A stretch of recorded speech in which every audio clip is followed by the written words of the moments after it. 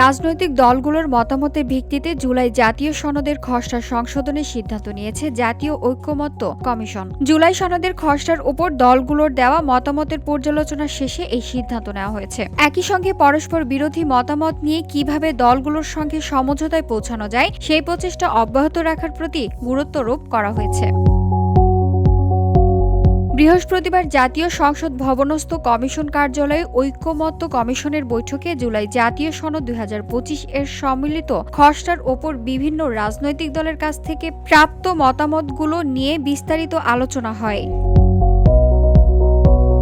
ঐকমত্য কমিশনের সহসভাপতি অধ্যাপক আলী রিয়াজের সভাপতিত্বে ও প্রধান উপদেষ্টার বিশেষ সহকারী মনির হায়দারের সঞ্চালনায় বৈঠকে উপস্থিত ছিলেন কমিশনের সদস্য বিচারপতি মোহাম্মদ এমদাদুল হক, ডক্টর ইফতেখারুজ্জামান, ডক্টর বদিউল আলম মজুমদার,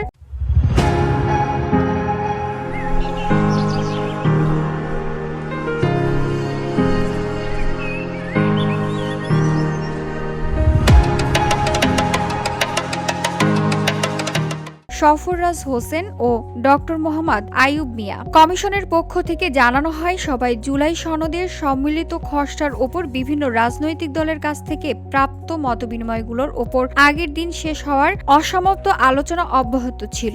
রাজনৈতিক দলগুলোর পক্ষ থেকে পাওয়া মতামতের বিশ্লেষণের পাশাপাশি সনদের অন্তর্ভুক্ত সিদ্ধান্তসমূহের ভাষাগত যথার্থ পুনর্মূল্যায়ন করা হয়। এছাড়া সনদ বাস্তবায়নের সম্ভাব্য উপায় নিয়ে রাজনৈতিক দলগুলোর সঙ্গে আলাদা আলাদা আলোচনা করেন কমিশনের সদস্যরা। VOD Bangla news desk.